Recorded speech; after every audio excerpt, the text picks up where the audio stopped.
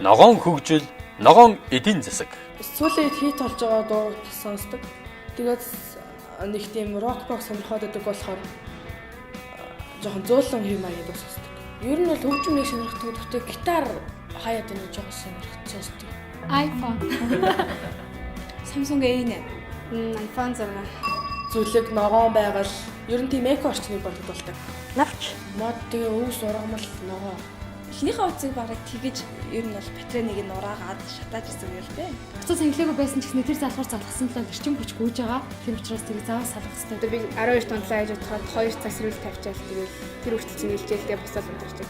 Том болоод тийм албаагч эсвэл тийм шинжлэх ухаанч болно гэж боддог. Өнгөн судлаач болно гэж мөрөөддөг. Нэг том компани захирал болоод тэгээд дараа нь нэг эхнэр авна. Тэгээ эхнэрээ хэлж байгаа даа. Ерөнхийдөө бол маш том зорилгыг бүртээ тавьсан олон улсын шүүгчид хэрэгжил маш хэцүү.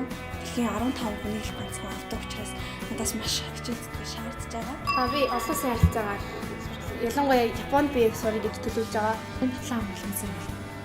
Мартал эдийн засгийн мэргэжлээр суралцсан гэж боддог. Одоо шүтний өвч мэрэгжил нь надад илүү таалагдсан. Ягаад гэх юм бол нэг тухайн хүнийг өвчин зовлонгоос нь илүү түргэн хугацаанд ангижруулж чаддаг. Одоо өвдөд ороод ирлээхэд гэрээсэл дээр суугаад босоход тэр хүн өвчнөөсөө салаад босдог. Энэ одоо миний багасаа бодсон мэрэгжил байсан гэхэд ер нь одоо бид нар чинь дэлхий дээр л угаасаа газар авахгүй бол бид нар амьдарч чадахгүй шүү дээ. Ер нь социологч гэдэг чинь ер нь гоё юм шүү гэдэг 10 жилээс одоо нийгмийн ухааны хичээлээс ер нь хөө багад ерөнхий сөрнөө гэдэг сонсон. Хүмүүс бид байгаль дэлхийг хайрлаж чадаж байна уу? Мэдгүй би л авдаг тест сайн бодохгүй байна. Яагаад гэвэл манай Улаанбаатар л гэхэд өмнө нь бол Азийн цагаан дагна гэж нэрлэгддэг байсан бол одоо баг хамгийн бохирдолтой хотоос баг нэгт орж байгаа. Сайн мэдгүй л байнас. Би бол хүмүүс байгаль дэлхийг хайрлахгүй гэж бодож байна. Тэгээд байгаль дэлхийг хайрлна гэдэг нь одоо хогийн савнд нь хийгээд татсан тамхиныхаа ишийг зөриөлтийн хогийн савнд нь хийгээд тэгээд ер нь гадаа годомж талбайд шүүс юм хаяхгүй байхыг хэлнэ гэж бодож байна. Миний бодлоор ер нь бол хүн гэдэг өөрийнхөө хүрээлэн орчин, байгаль орчинтойгоо их уялдаатай. Байгалаа хайрлан гэдэг бол бүр нэг тийм би байгалаа хайртай штэ гэдээ орилоодох юм биш л те. Аристотелийн хэлснээр бол Монгол улсыг оклограт дэглэм буюу гудамжны дэглэм гэж өгдүүлэхээр хэлсэн мэт л та. Гэтэ би үүнтэй яалтчгүй санал нэгддэг. Энэ газар нутгт дээр амьдарч байгаа энэ улсын иргэн л бол бид нар байгалийнхаа төлөө газар нутгийн төлөө ямар нэгэн зүйлийг хийх ёстой. Тэгээ Монголд ерөнхийдөө гэх юм бол ногоон байх боломж байх нь ерөнхийдөө ховхон байдаг. Тэгээ тэрэн дээр нь одоо ингээд хүмүүс айгүй их ногоон байх боломжтой үр явдаг. Тийм учраас үгс урахгүй байх. Зөвхөн эдийн засгаар аваа үзэхэд Монгол их буурай улс. Тэгээ ер нь бол хөгжил нь шатчтаар ингээд жоохон ч гэсэн ахиж байгаа боловч тэгж амар дэлхийн түвшний дээр даацтай том ахиж чаддгүй.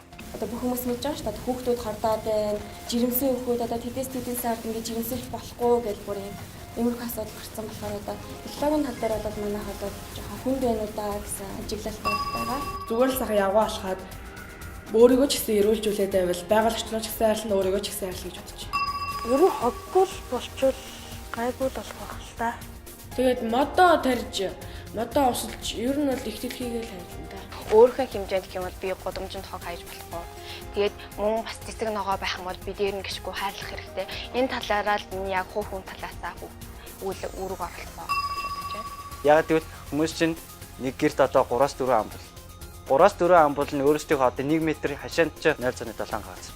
Тэр 0.7 газартаа 1 м квадрат нь ногоон байгууламж тарьж болно шүү дээ. Нэг талдаа ингээд манай монголчууд ч одоо ингээд яг төрөөгөө ингээд төвлөрөөл Улаанбаатартаа төвлөрөөд байгаа шүү дээ. Энийг жоохон ингээд задаргаад өгвөл бас яасан юм бэ?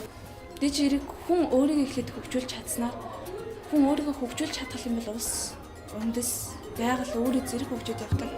Ихэд өөрийгөө засаад дараа нь гэрээс дараа нь төрөөд засаад ш. Яг үнтэй адилхан бид нар өөрсдөө хөгжлөөс тэгэхэд өөрсдөө аваа явж сурч чадах юм бол үүнийг дагаад нийгэм байгаль хоёулаа хөгжиж чадах юм болов. Одоо хүний хитих хэрэглэнээс болоод байгаль орчин сүдэж байгааг би ер нь үздэг. Тийм болохоор хэрэглээгээ хязгаарлах, бас дээрэс нь дахин боловсруулах. Жишээ нь манай дүүнер надад сүлгэр дүүрэл авах хэрэгтэй. Би эцэг хийсэн сүлгэр дүүрэл авна.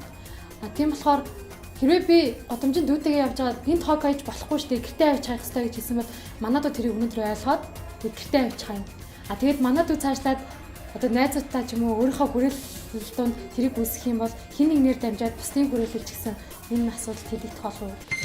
Ногоон хөгжил, ногоон эдийн засагтай болгоод бидэнд ямар гарц байна вэ? Хэмжих ба удирдах, байгаль орчны үн цэнийг нэмэгдүүлэх, санхүүгийн системийн шинжилэл, эдийн засгийн салбаруудыг ногоон болгох, тэгш бус байдлыг багасгах. Илүү их мэдээллийг ногоон хөтөч CGMN сайтаас